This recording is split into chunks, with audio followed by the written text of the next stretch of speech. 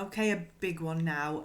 Choosing what products to sell and what products you might need to drop now you've established your pricing. So once you've worked through all your pricing and you've considered those ways to get your prices down, like cutting your time, cutting your ingredients cost, there might be some standout items that you now realise are not going to be viable anymore. Sometimes we've just got to deal with the fact that a product that we love to make just don't make any money for us or doesn't make the right money for us. Don't keep a product that can't earn for you. If you can't charge what you'd need to, there's no point in selling it. So make the best of your working hours by only selling the products that actually earn you the best money.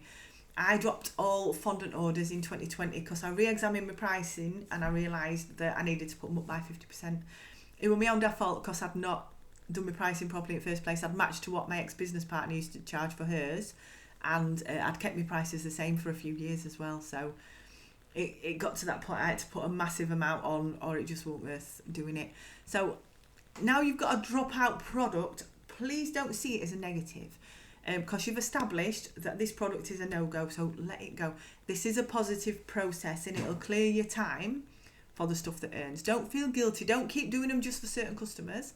If a big business finds out that a product cost has gone up and it's no longer viable for them to sell it, they don't bat an eyelid at dropping it. Look at Caramac. They just sell something else instead. They don't think, oh, we better keep that because that one lady keeps buying it every week. They just drop it completely. However, do consider some products can earn you well if you can bulk produce them easily and shift them in large amounts. So look at what your minimum viable product is. You'll need to sell a certain number of them to make it worth your while. So as we've discussed, there's no point making just one tray of brownies. I'd need to charge a ridiculous price that nobody'd pay. But if I do my big brownie baking day, I can make £130 for 6.5 hours work. Brownies sell really well, they freeze really well, and that way I keep my time costs down so I can sell them at a price that people will still pay and it is worthwhile for me to do so.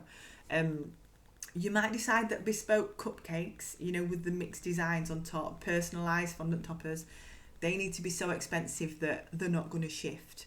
But if you do love making them, especially on your big calendar occasions, your Mother's Day, Valentine's, Halloween, Christmas, you can batch produce to cut your time. So in November, say for your Christmas, in November, you can spend a couple of days and make 20 dozen toppers for cupcakes while it's quiet, while you're not so busy in November. You can make and freeze your buttercream. You can build your boxes up and have your allergen stickers on way in advance before you get busy into December's orders. And then you'll just need like 2 long days, 21st and 22nd December, bake, assemble your cupcakes. Don't allow people any variations. Everybody gets the same, say half chocolate and half vanilla. But everybody gets the same. You don't let them swap and change what they're having.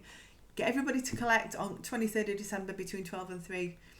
That way you can price them a lot lower than if you'd just had 1 dozen to make for a birthday, because you've saved so much time because you've done it all production line style. Don't be too quick to assume that people won't pay what you need to charge just because it seems high to you. Right, so I had clients who would have happily paid that 50% more for me to still do fondant cakes for them. It wasn't viable for me to be digging out all my fondant tools and making the mess of the dining room for a full cake just for one cake, a few times a year. Remember your minimum viable product. But if I were able to do 6 a week at that full price, it would have been worth it for me. You might have your 6 a week for whatever product it is that you're worried about. So test the waters before you decide that something is a dropout. Excuse me, but a story of mine that I'm going to tell you at this point. So in Donny Market, I sold lots of rich fruit cakes all year round. Now I'd left it a couple of years in between doing proper price reviews. I'd just kind of added on 50p or a pound or whatever. When I reviewed my prices properly, this is back in 2013, I cocked up my batch amount when I was doing my pricing from 8 to 4 when I was doing the maths, and it looked like they needed to go from £4.95 up to £7.50. Now, I already had them in stock, so I needed to reprice them to be making the money. They're still sold. So I kept them at that price. At that point, I was only selling a few a week anyway. But I didn't realise that I'd made that mistake until the pricing review came round again the following year. During that time, my fruitcakes had become like a snob value item. Never underestimate snob value, right? to blow my own trumpet, I do make a bloody good fruitcake, right? And yeah, you can have a recipe. These fruitcakes help to build my reputation as an artisan foodie gourmet brand. My lovely posh pensioners, they bring their friends and introduce them to my fruitcakes. You know, they'd give them a slice while they'd come round for a cuppa during the week, and then they'd fetch them to where to buy them on a Saturday.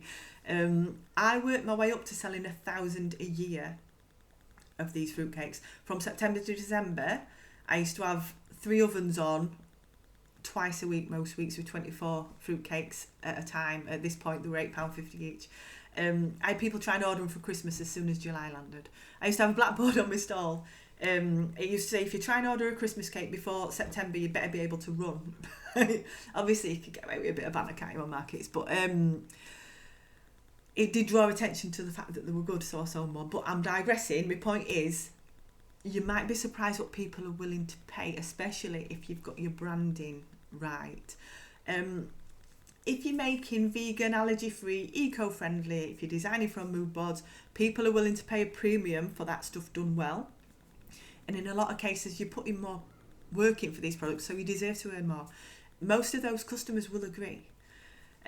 So it is sometimes worth pushing it just to see what is possible. Don't prejudge your customers' willingness to pay. So now you've got all your prices, I'm going to help you with how to quote to give yourself the best price of getting the order at the price that you need.